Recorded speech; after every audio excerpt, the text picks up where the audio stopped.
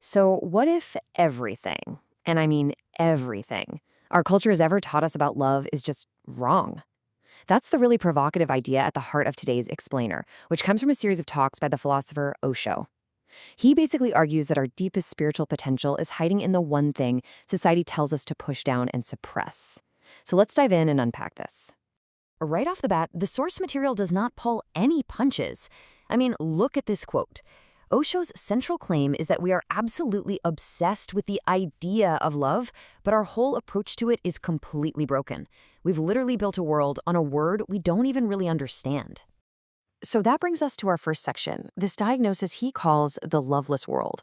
The argument here is that for centuries, we've all been running on some seriously faulty programming. We're surrounded by songs and poems and scriptures all about love, but when you look around, our reality is, well, pretty much the opposite. And that, right there, is the central paradox Osho is trying to solve. How can a world that supposedly puts love on a pedestal be so completely loveless?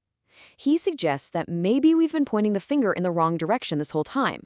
We're blaming ourselves, the user, instead of the faulty product we were given.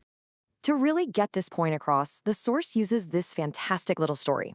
So picture this. A street seller talks a king into buying a simple hand fan, but he sells it for an insane price, with an even crazier guarantee. He promises it'll last for 100 years.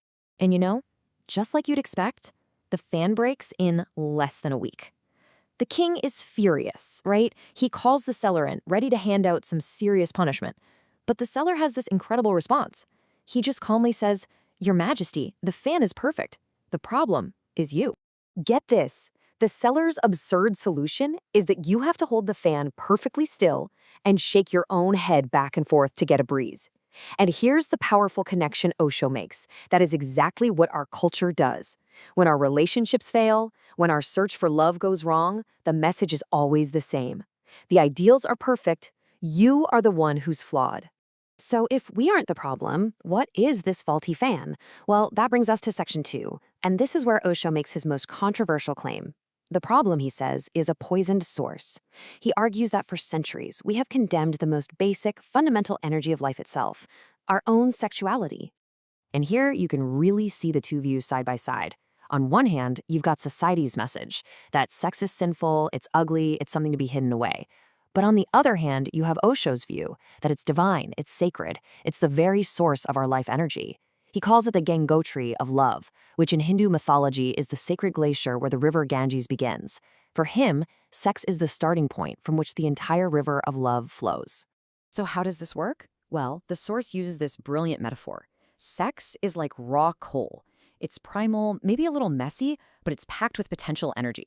Now, if we just condemn it and hide it, it stays coal forever.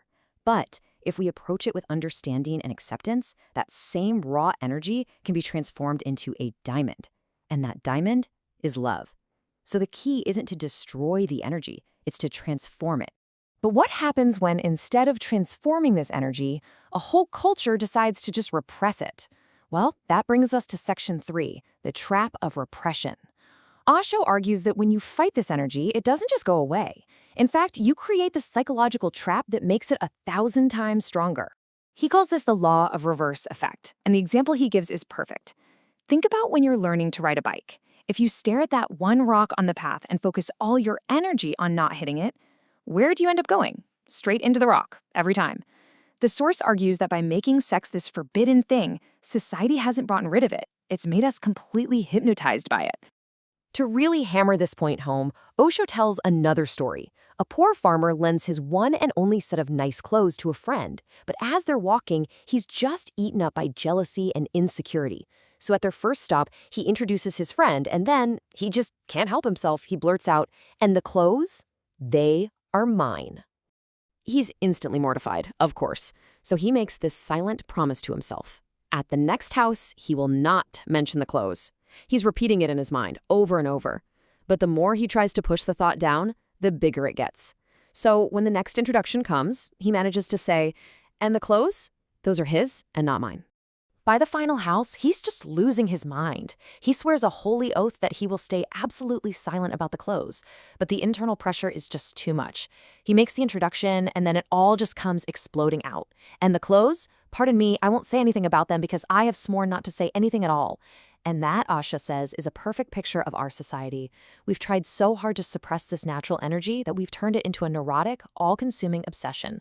Okay, so if repression just backfires and makes everything more obsessive, it really makes you wonder, why is this desire so powerful in the first place? And that brings us to section 4, the secret of desire. Osho's answer is pretty radical. He says our intense pull towards sex isn't actually about sex at all. It's an unconscious search for something much, much deeper. The source argues that this incredible craving is really for two very specific experiences that we briefly touch in moments of sexual peak. The first is egolessness, that split second where your sense of I and me and all your problems, it just dissolves. And the second is timelessness, where the past and the future completely disappear and there is only this one intense moment of now. Osho calls this a fleeting, accidental glimpse of samadhi, a state of deep meditation, or what you might call superconsciousness.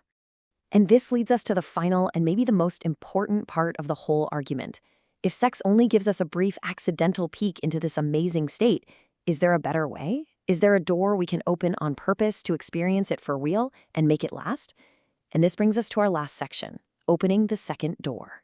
So the source presents us with a choice between two doors. Door number 1 is sex. It's the one nature gives us. It offers a fleeting glimpse of that higher state, but at the end of the day, it costs us energy. Then there's the second door, meditation. This is a path we choose consciously. And through this door, that fleeting glimpse can become a lasting, permanent state. And instead of draining our energy, it actually transforms it, raising our entire consciousness. And so we're left with this really powerful question to think about. What if the spiritual path was never about fighting or destroying our most basic human energy? What if, as this source suggests, the real secret is to accept that energy, to understand it, and to consciously redirect it, away from a fleeting moment of pleasure and towards a lasting state of superconsciousness?